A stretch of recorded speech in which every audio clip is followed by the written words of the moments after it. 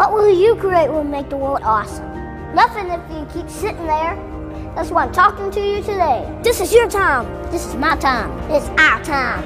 We can make every day better for each other. If we're all on the same team, let's start acting like it. We got work to do. We can cry about it, or we can dance about it. We were made to be awesome.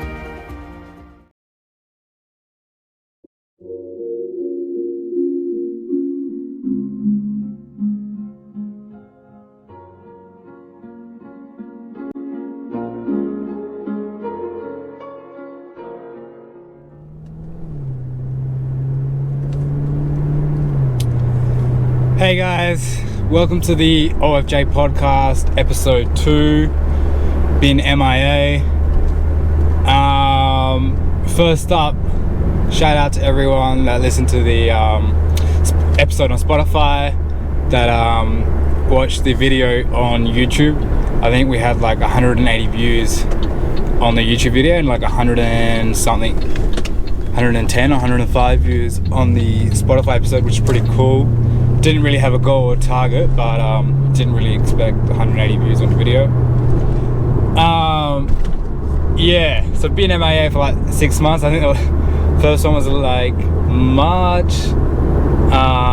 Had a fair bit going on with uni and stuff. Work was pretty hectic as well. I did the first episode, I think it was like early days of uni, so I didn't have much going on. So it seemed like a good idea, like an easy idea, but didn't realize how much time it would take I guess to like organize shit and meet with people and like try to time it perfectly and stuff, so I kind of put it on the back burner.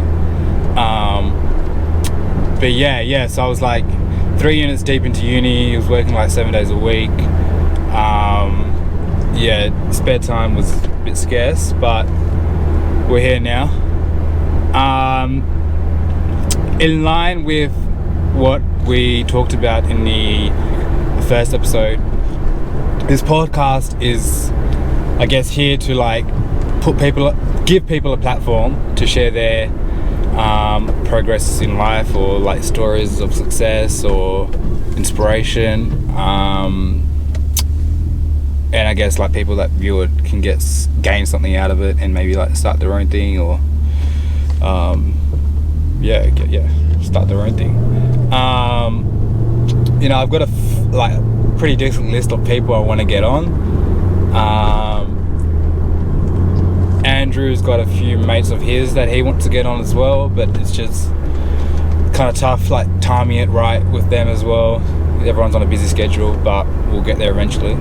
But today we'll be talking to my mate Gerald. I've known him for like 10 years, I think. Met him in high school. Decent guy, average, but nah, he's cool. He started his own business, a scouting agency for soccer, and yeah, so we'll get him on, have a chat to him about how he started, about life before the scouting agency, how he came about to doing it, how he met his business partner, any challenges he faced on the way, asking him about the point he quit his full-time work, so his regular income and stuff, which is a pretty big choice to make. But yeah, so I'm just driving now to go pick him up, so stay tuned. Yeah, we're good. I've got like a bit of a buzz from that bloody coffee. The coffee? That's why we needed them, man. Yeah. Like calm our nerves a bit. Alright, so I picked up Gerald. So hi Gerald. Hey guys. He's a bit nervous, I'm alright. But we just had a coffee, calm our nerves down a bit. Yeah, so pretty much we'll get started. Gerald is currently working on a business where he, I guess, scouts soccer players. Student athletes. So his business is called EASA, so it's Elite Athletes Scouting Agency. That's correct. Sweet. And yeah, how long has that been going for? We've been operating for a year and 9 months now. A year and 9 months. And how's it been going so far? It's been one hell of a roller coaster. But no, it's good. I'm loving every day. Every day is different. Yeah. Yeah, I'm learning something new every day, and Oh, the journey's just starting. What about before? Like, I guess after high school. So me and Jared went to the same high school. He was a year above me, and you were friends with my sister before I was friends with you. Hey, like my sister. True. Yeah. But yeah. So what did you do after high school? Okay, so basically, I took a gap year after high school. So I wanted to go to America. Yeah. To study and play soccer. Yeah. I decided to, like, during that gap year, I decided to do a bit of studying just to keep me, I guess, nice and refreshed when I go to America. So I decided to study certificate 3 and 4 in fitness. So qualified PT as well. Yeah, and you've always been interested in fitness and stuff, eh? Always, yeah. Health and fitness, always been interested in that. Then 2013, ended up going to college in New York. How was that? It was good. How did you get in? So I went through an agency. Yeah. Where they basically, similar to us, basically helped me get in touch with college coaches. Yeah. And I guess they hooked me up with this one college. This was probably the best college for me. I got offered a couple of colleges, but in terms of game time, education, it just fitted me well. Yeah. So I went to a college called Finger Lakes Community College in upstate New York. Yeah. It was completely different. Like, I've always lived in Perth, so obviously it's a major city. But upstate New York, it's a bloody country. Yeah. So you'd see deers. It was cold as hell. But I wanted that culture change, you know? Yeah. How long were you there for? 2 years. 2 years. Did you ever come back here to visit, or you just there? So during their summer, so which is basically May all the way through to July. Yeah. I just came back here. Alright, yeah, fair enough. Yeah.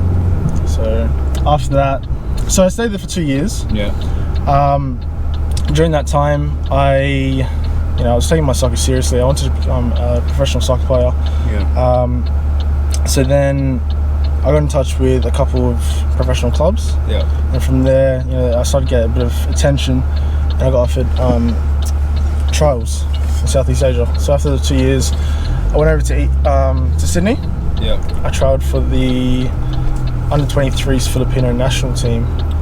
And then from there, I got offers I got offered to trial for professional clubs. And so I went to the Philippines.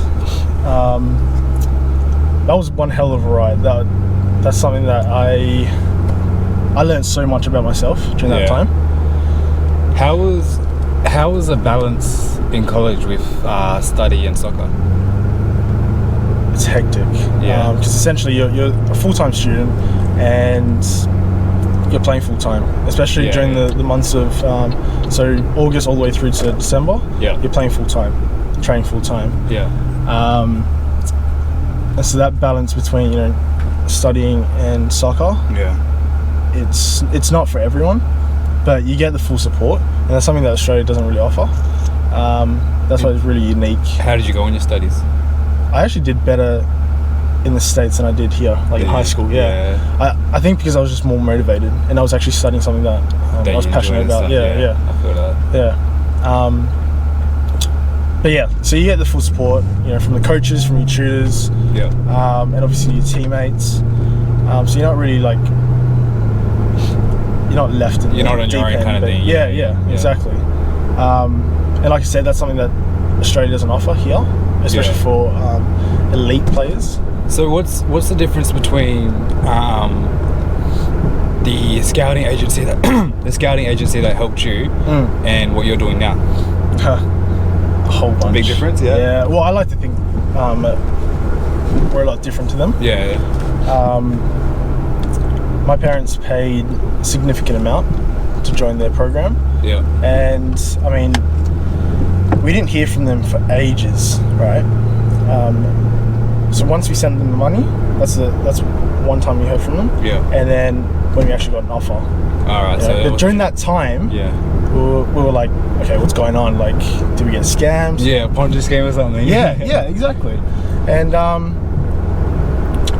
yeah, we just didn't think that we got our money's worth, you know? Yeah, okay. Especially for the amount that you pay, you expect to get something rather than just, you know, just an offer and that's it. So your parents were hell supportive of this as well, hey? Yeah, they really were. I'm very fortunate, especially with my business, you know? Yeah. I've got really supportive parents, or family in general, and my missus, Bianca, she's really supportive, just with anything I do, really. So how did you come up with the business? So obviously, like after your experience with that scouting agency, you realised there was some sort of missing. So my business partner Nathan, how did you guys meet? Yeah. So in America, so we're actually roommates and we played on the same team. Yeah. We went through the same agency, and during our time in college, we'd help other recruits. Yeah. So basically, in the next year, so the second year, if there was a new recruit that wanted to attend that college, we'd take them on tours, basically tell them, you know, what the college has to offer. Yeah. Basically convincing them to join that college. There were a couple of athletes that we helped out get into other colleges. Yeah. This is obviously not through EASA. Yeah. But I loved it. Hey, just helping athletes out, or just general people, helping them out, and just that satisfaction. And they're usually a bit younger, hey? Yeah, a lot younger. So you're looking at like 17, 18. Yeah. But yeah, so we really enjoyed that, and it got to a point. So when I went for my trials, that was 2016. I got injured. Badly, yeah. So I had to get surgery on my ankle, left ankle arthroscopy. Forgot what ligament it was, but during that time, or that year, 2017, that was probably my darkest year. Yeah. Like mentally. Yeah, mentally. Obviously, you know, dealing with an injury, and I thought I had my whole life, you know. Yeah. Sorted, but you know, these things happen often. Yeah. To athletes, and so it got to a point where, you know, I had to really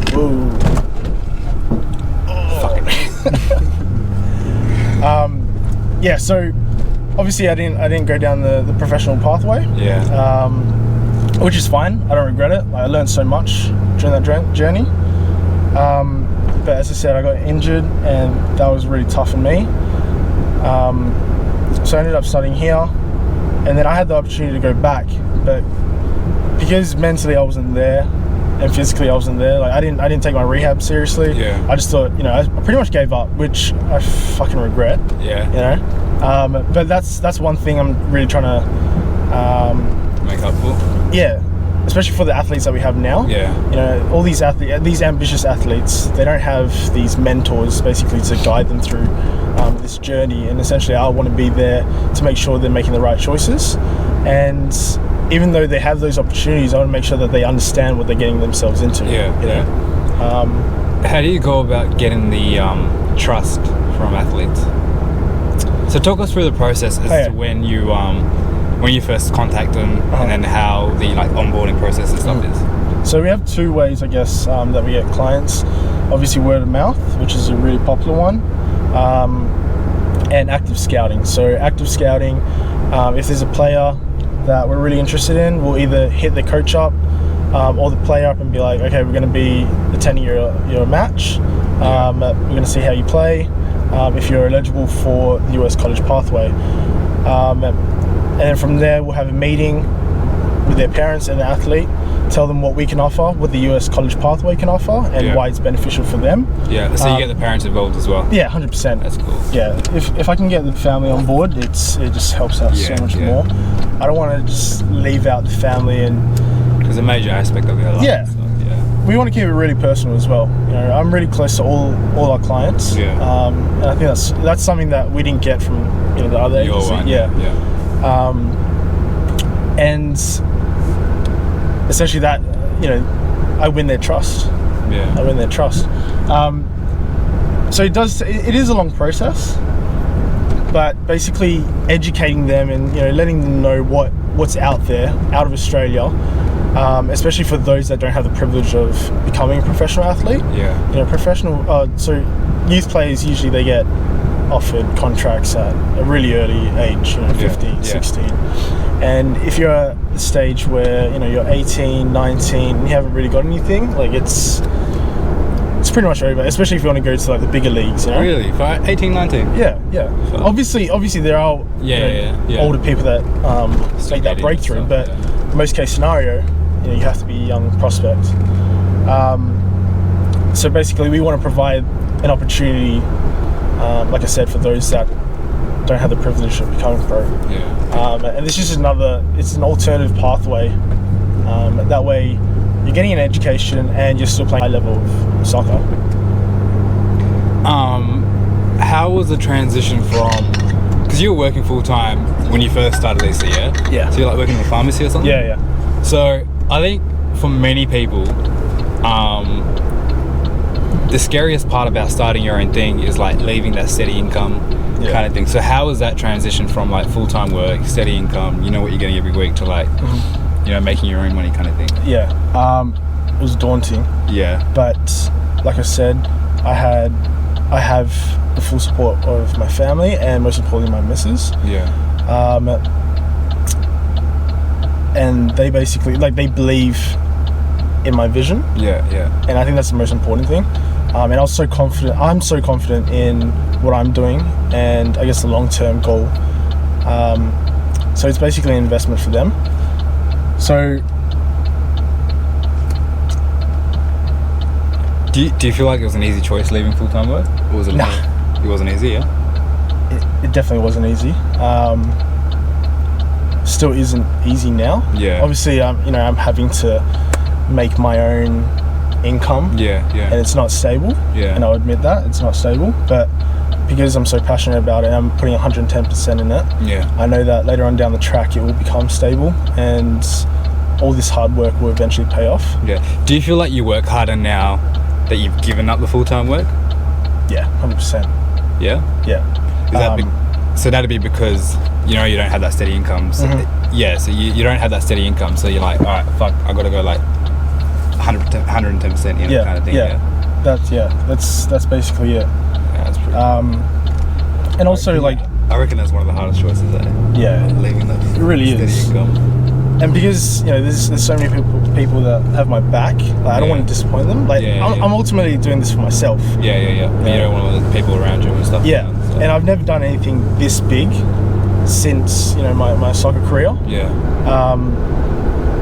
And I love a challenge, so And we're still young, man. So there's plenty of time for mistakes and all that shit. Yeah, exactly. And all that. And I basically want to make my mistakes now in my 20s before it's too late. Because worst case scenario, let's say this business doesn't work out, at least I'll have the tools and the resources. I've learned all this throughout the journey, and I can put it into something else. Yeah. Because I don't think I could ever go back to a 9 to 5. I basically left the 9 to 5. I basically left the 9 to 5 to work 9 to 12. Yeah, even more hours. Even more hours. Yeah. Especially because I'm dealing with a lot of American coaches, American business. So the time difference. Yeah, fair enough. Yeah. So what else is happening with EASA?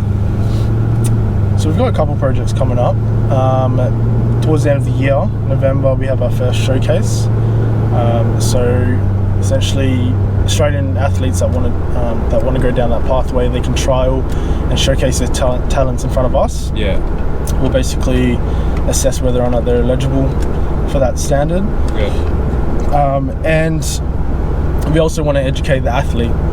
So we'll be providing them with nutrition advice, injury prevention advice, training advice. I think I said that, Yeah. So are you guys doing your own kind of study, to provide that kind of advice, like nutrition, for example? No. So we'll be getting people in. Yeah. So I've got close relationships with those professionals that are more than happy to come down and educate our athletes. So basically we'll educate those athletes because not a lot of clubs teach that. Yeah. They'll play at a high level. They'll do all this intense training, but they don't They don't get taught how to. Yeah, they don't get taught how to recover, how to eat right, how to train right. More importantly, so that's something I really want to push. I guess I want to make that dent. Yeah, definitely. But yeah, so with this event, we'll be teaching these kids that, and then we'll be testing them on. So we'll be going through an 11v11 game scenario. Yeah. As well as technical testing. So we'll be assessing them on, if they can score from outside the box, for example. Yeah. That's a poor example, but something like that. Yeah. But that's probably going to be a one-day event. We're going through a number of ideas. Yeah. I was thinking, okay, maybe we should break it up into two days. Have you had much interest yet? Yeah. Large interest. Sweet. So we're expecting at least for our first event. So this is something that we have to sort out soon. Yeah. So I think we're going to cap it at 58 men. Sweet. And 50 females. Oh, that's so good. And then it's just a matter of like what age groups do we want? Yeah. Do we just want between 16 and 18, or just one age group? Yeah. Because it starts to get too complicated after that. So your business partner is in Queensland. How's that been? I guess it's not face to face, is it? So no. Phone calls, emails, and all that kind of stuff. Yeah. So we break our week up. Yeah. Or our days up. So we basically theme each day, just to make it easier for both of us. Yeah. So for example, Monday will be business management. So any emails, bookkeeping, anything of that nature will be done on Mondays. Tuesdays will be marketing. Yeah. If we need to create any content, it'll be that day. So you make all the content for like the next week or something? Exactly. It just makes what I need to start doing, man. Hey? That's what I need to start doing. Honestly, you should try it. It actually really works. Yeah, just spend it's like really an hour helpful. or two and just have them piled up. I tend to think too much. Yeah. And I can't just focus on one thing. Like I'll be working on one thing and then all of a sudden I'll be like, oh shit, I need to do this. Yeah. And I'll move away from that and they'll be left unfinished. Yeah. So at least with this structure, I can stick to one project, finish that off, and even if I don't finish it off, I can visit it next week. The next week, yeah. Obviously, if it's really important, I'll have to do it the next day. Yeah. But at least it is more structured. Yeah. Especially because there's only two of us. We're having to do marketing, obviously client management, contracting or scholarship negotiations, contacting the coaches, business development. Obviously we want to grow. And you got to do all the videos and stuff. All the video, we do everything. Video editing. At one point, you were looking for someone to do videos, eh? Yeah. But then it got to the point where, like, we'd love to have a marketing person, but we basically want to burn ourselves out. Yeah. Like, we want to learn everything before we hire someone. Yeah.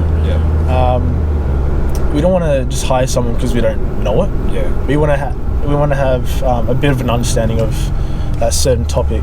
At least we know that if we do hire someone, you know how it works and all that kind of stuff. We know how it works and we know that they're doing the right thing. Yeah. Basically. Yeah. Sick. So what's Wednesday, Thursday, Friday? So Monday, business management. Tuesday, marketing. Wednesday is... Shit, I forgot what Wednesday is. Let's make something up. Fuck. Where is Wednesday? Holy fuck, you're gonna have to cut this out. My mind is then fucking blank. That's alright. Monday, business management. Tuesday, marketing. Wednesday, relationship building. It's like, if we want to create like these partnerships, we'll hit up, I don't know. Do you have any sponsors now? We don't have sponsors. We have partners. What's that? Play Smart? Smart Play? Play a Smart Coach. So that's a technology company that we're partnered with. Yeah. they basically saw our vision. Did they reach out to you? They reached out to us, sick. which we're absolutely blessed for. Yeah. I've always wanted to partner with some sort of performance tracking company, and this is the perfect one because all major professional clubs use their product. And they reached out to you. That's pretty cool. Yeah. It was funny because we wanted to. I was going to reach out to them. Yeah. 6 months later, they reached out to us. So I was like, perfect. It's quite easy, and they look after us really well, honestly. So each player that signs up gets to start. It's like a chess thing, eh? So it's a vest, and they basically place or insert a GPS performance tracker. Yeah. And then from there, I'm able to see how many kilometers they run, how fast they run, their power run, so how quickly they can accelerate and decelerate. And from there, I send all that information to coaches, and it just increases their chances of actually getting a scholarship or at least an offer. It helps the athlete understand how they perform, because the way it's set out, it's made to be easy to understand for just a regular amateur player, a young player. Not a sports scientist. I mean, they have technology for that. But it's mainly targeted towards just young players. Pretty cool.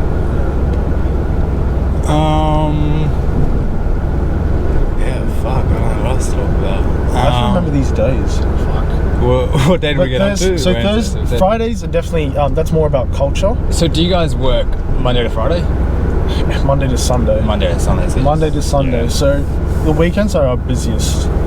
Only because we're going out to games, and usually we have our client meetings. Yeah, there's no school and stuff on. Yeah. So, cool. And if it is a client or a potential prospect that we're interested in or we're watching, at least before or after the game we can meet up with the parents, because they'll be there, And how do you go about,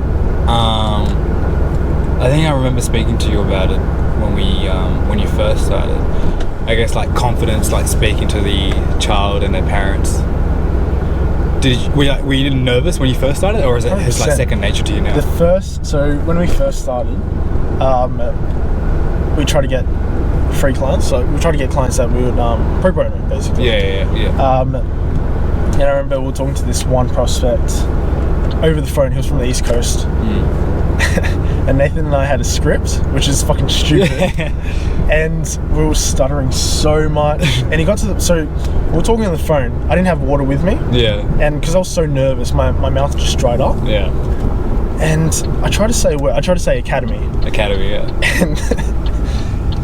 I don't know why I fucked up, but basically I was just like academy. And just like different words, like certain words would come out wrong. And I just sounded like we sounded like the biggest idiots. Like we didn't know what we were talking about. Did he sound up there? Nah. Oh man. But what have you learned from that? And I guess you've learned to fucking have water with you, but I guess moving forward in terms of like having the confidence, did you still use a script, or did you? After that, we're like, no, let's get rid of the script. Just have to follow our heart. Like you have to, like we were confident enough, but I don't know why we decided to have a script. We didn't want to come off as a typical salesperson. It's hard, man, because when you're still trying to sell a product, but a service, but you don't want to be a car salesman. Yeah, exactly. But I mean, I've had that many meetings with potential clients that I sort of found the right way to interact with parents, or you kind of know what kind of questions and shit they're going to ask as well. So. That and what questions I have to ask them. To really to fully understand if they want to go down this pathway. Like I said, it's not for everyone. People like the idea of it because it sounds cool. I mean, you see all those movies, college in America, but that's not the reality of it. Have you signed up anyone that I guess wasn't what they were made out to be, kind of thing? 100%. And is that? Do you guys see that as a bad investment on your end, but you're still getting paid for it. So, but then again, your time could have been spent trying to find someone else. So the way we put it is, we want to find someone that will represent. So we're obviously representing them. Yeah. But ultimately, they're going to be representing us. Yeah. So we don't want an athlete that has bad attitude, because when they go over to the US, and let's say they backchat the coach, or they do something that gets them expelled, or gets them stripped off their scholarship. Yeah. That comes back to us. Yeah. So we've got a reputation to maintain. Yeah. So it is really important that we choose our clients wisely. It doesn't matter about the money. It doesn't matter about the talents. It always comes down to their personality, their character. And can you tell when you first meet with the client, or do you kind of have to spend a bit more time with them to figure out if they're the right one or not? Usually after the first meeting, now I'm able to distinguish whether or not they have the right attitude, potential, and attitude and stuff. Yeah.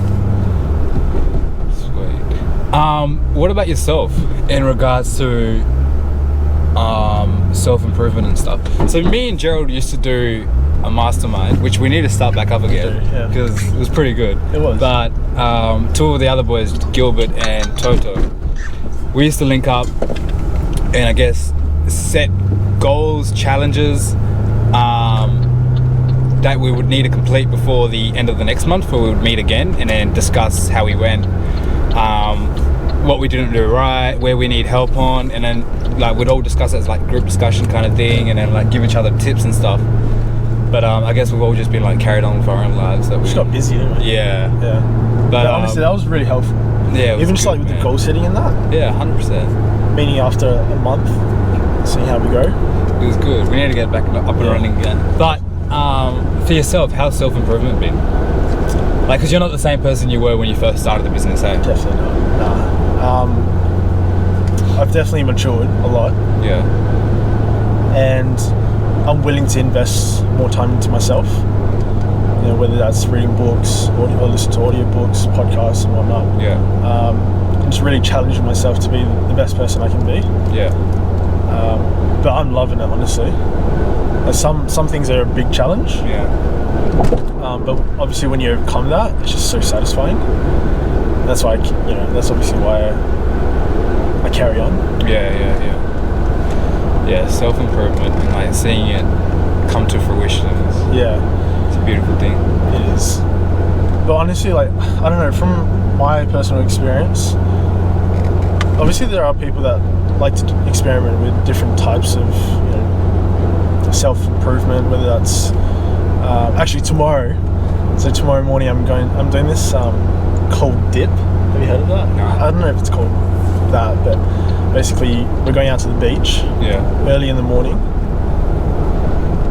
dipping into the ocean when it's going to be absolutely freezing.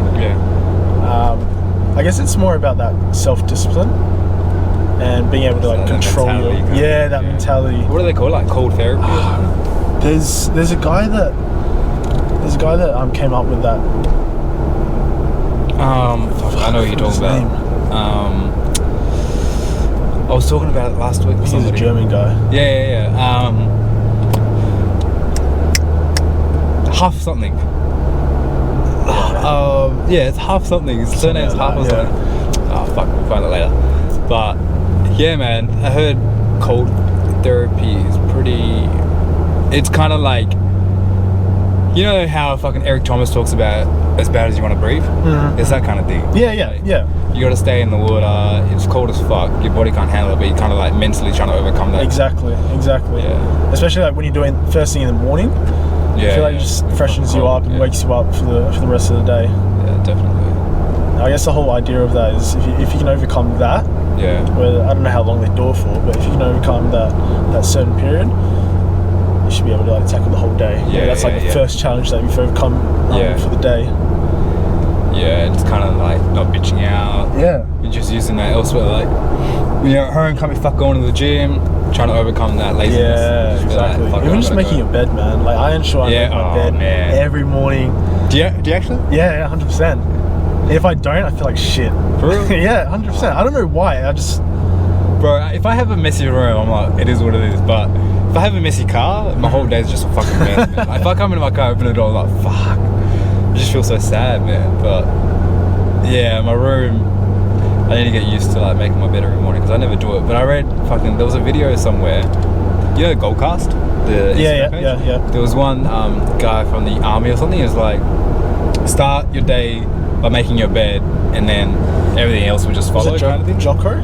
No, not Jocko. It was some other guy. Yeah, some other guy. But yeah, it was just talking about how folding your bed in the morning is like the best way to start a day. Kind of thing. It's like the first challenge done. Because for some reason it's so hard to make a bed, especially now. Like now that it's winter, like my missus, she loves having like 5 layers of blankets. Yeah. So when I make the bed, I have to take every blanket off and then put it back on. Yeah. Because I'm a bit OCD as well. Like I can't have one wrinkle in the sheets, you know. But in general, I'm a neat freak, so everything has to be. Has that helped you in the business, being a neat freak? Nah, not really. Oh, actually. What about like creating the website? Were you a bit OCD? Yeah. Like that took longer than it should have. Yeah, just because you wanted it like perfect. Yeah, I wanted it to be perfect, and it's still not perfect. But that's something I've learned as well. Like, not everything has to be perfect. Like, you can fix it along the way. Yeah. Otherwise, you'll just be, you'll be working on it for too long. Forever, and then it'll never get done. Yeah. Like that website, I think that took me 2 months, close to 3 months. That's way too long. I think like a professional website designer. Yeah. I think it usually takes them like 2 weeks. I'm not too sure, but definitely not. What's the hard part about it? And you taught yourself, yeah? I taught myself, yeah. Basically learning how to navigate around that program, WordPress. Yeah. And then finding out like what design I actually want and making sure everything fits our brand. And then also you have to consider ensuring it's compatible with desktop, tablet, and phone. Like obviously it's not necessary, but yeah, you kind of want it to be. Yeah. Everyone's on their phone anyway, So yeah, no one fucking uses desktop. Man. Yeah, not really. What else are you working on other than EASA? So we've actually got another project through EASA, but then I'll explain my second business that I'm starting. But next year we're actually planning to take kids on tour. Oh, really? To the US. Yeah. So we'll basically take a team over to the US where they'll showcase their talents in front of college coaches. Just speeds the process up. Hopefully they get offers on the spot, which is usually the case. And they can experience that culture firsthand. So that's what we're planning at the moment. So I'm talking to a couple of American representatives and coaches just to set that up. And we're looking to have our first one in start of July. Yeah. So I'm pumped for that. Really excited. Excuse to get out of Australia as well. Yeah, for sure. When you went to America last year, how was that? Because you pretty much went there for EASA and to meet with different clubs and stuff. Yeah. How was that like going, I guess, to a different country, meeting with like brand new people that you haven't spoken with before, and kind of trying to sell your business? It was tough. So that was almost a year in planning. So like actually getting in touch with the coaches or the colleges that we wanted to meet. Yeah. But the challenge that we faced was actually proving ourselves and I guess selling our business. And because we were so new, and these coaches have dealt with so many agencies, it was basically proving that we're different. What can we provide them? What value can we provide them? That no other company is providing them.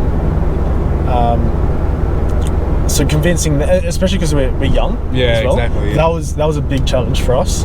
And some of the coaches even said that. They were like, "How do you know what to look for? How do you know what talent to look for?" It was just a matter of confidently proving that we could deliver. Yeah, having confidence. And I think we are able to deliver. we're going out of our way to make things unique in our services, even just like with Player. Like no one in Australia is doing that. Really? I think there's only one other agency, from memory, that's using it, but we're the only ones that are actually utilising some sort of performance tracker to track these athletes and to really like boost their chances of because every college or most colleges use some sort of called a bit what was I saying? So every college or most colleges use some sort of GPS performance tracker, where a sports scientist actually monitors their performance, so at least those sports scientists can take a look at our athletes and then compare it with their athletes. Did you have any bad experiences in America? Like where a coach turned you down, or? So there was one university in New York. We just did not like, the vibe wasn't there. With both the men's and women's coach.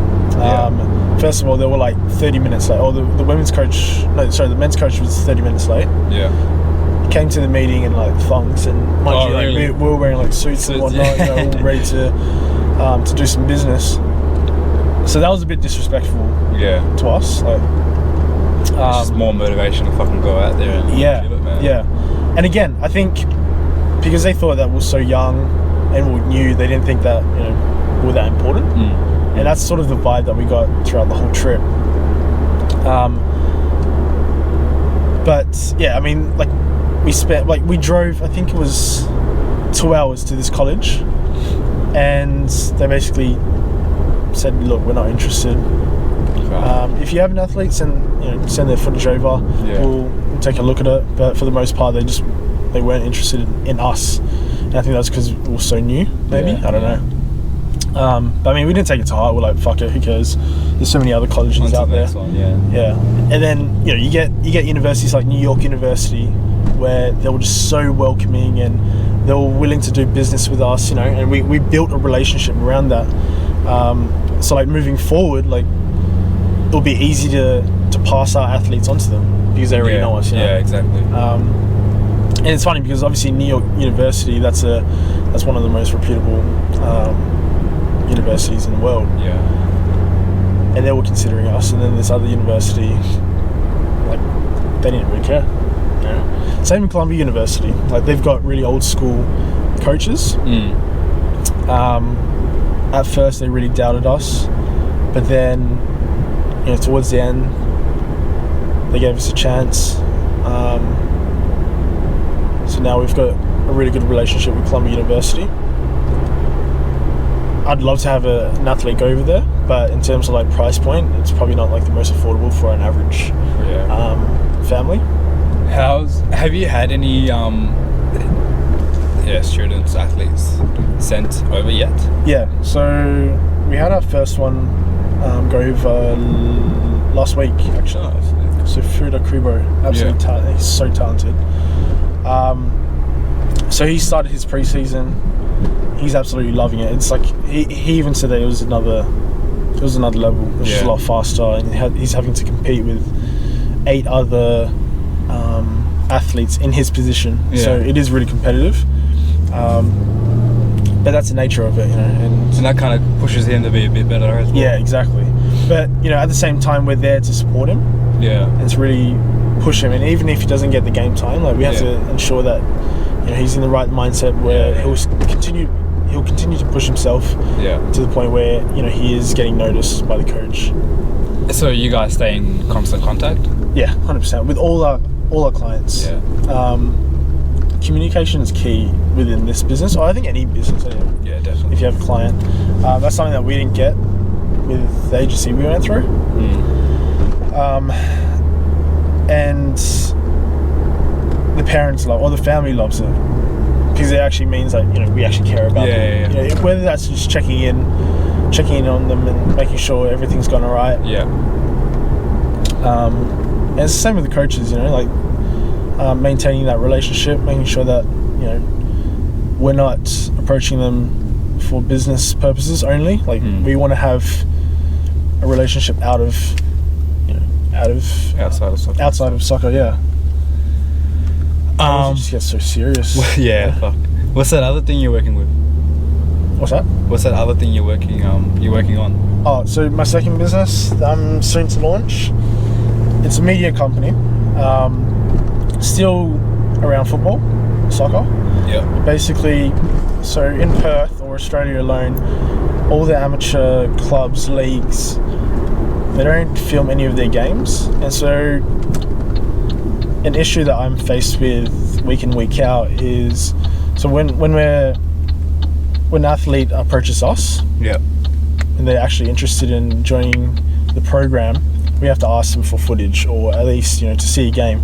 Yeah. And for the most part, excuse me, fuck, what was I saying now? You go out and record. Yeah. So I forgot what I was going to say. For the most part.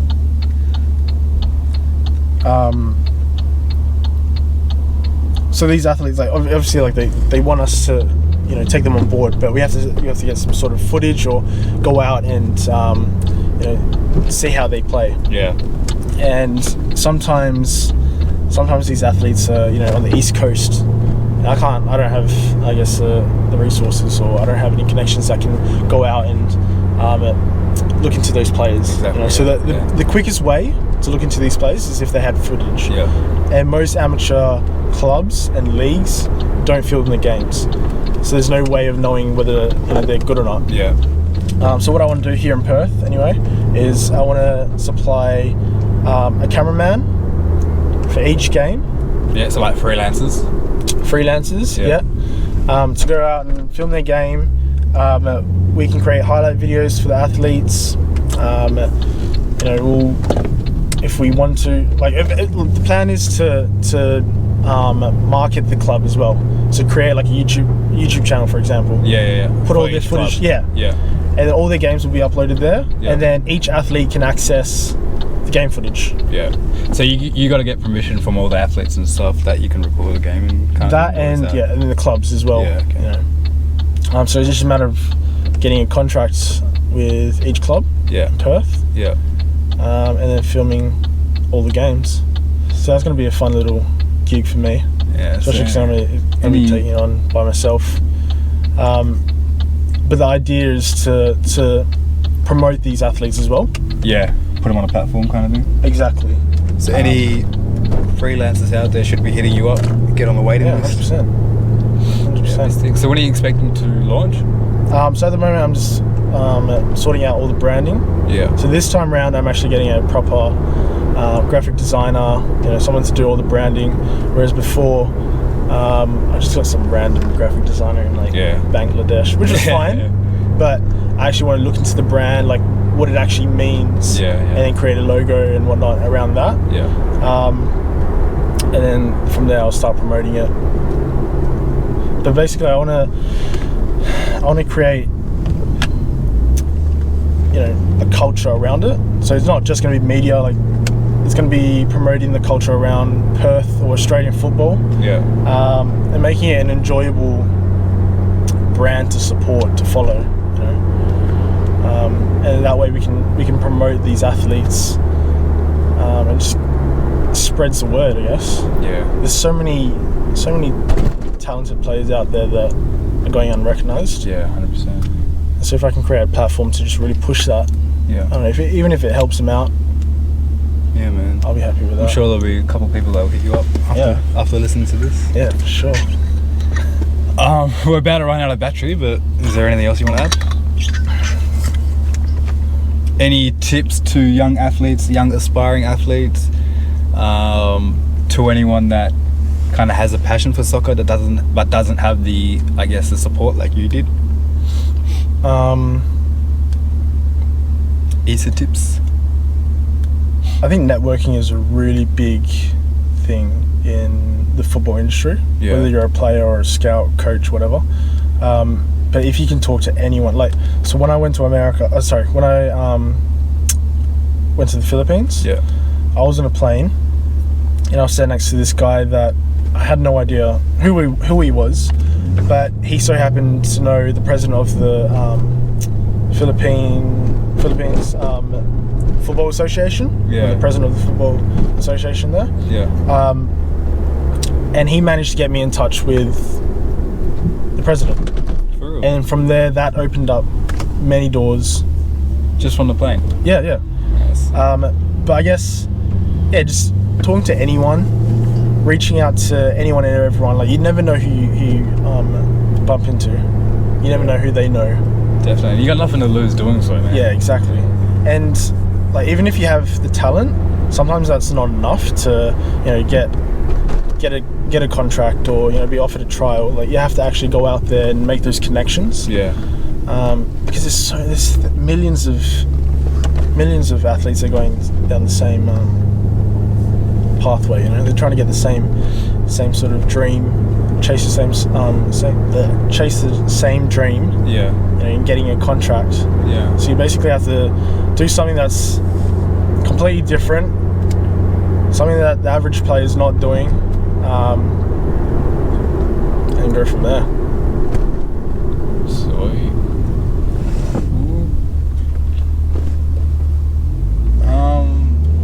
Yeah, there's nothing else I want to add. I'm pretty happy with that. How do you think it went? I don't know. not so nervous anymore. But yeah, man. Well, thank you for joining. I hope there's someone out there that gained something from this. I know Thanks for having me. Huh? Thanks for having me. Nah, it's all good. I know there's a couple of boys out there that are playing soccer at a young age. Yeah. So if any of them are interested, I'm sure they'll hit you up. Yeah, for sure. Or hit me up and I'll put you through to Yeah, Gerald. Either way works. But yeah, I'm hoping, won't make any promises, but I'm hoping to do these episodes back to back every weekend. But we'll see how we go for time, and we'll see how we go. I think the hardest part with time is like trying to match it with the other person. Yeah. Like if I'm Because we were meant to do this last week. we were meant to do this last week, and then I think you had something on. But I kind of asked you last minute as well. Yeah, true. But yeah, I'm sure we'll sort something out, and then yeah, we'll go from there, man. But I'm looking forward to the next 6 months. More content from you. Yeah, I need to get back onto it. Yeah, for sure. But yeah, thank you guys for watching. Bye.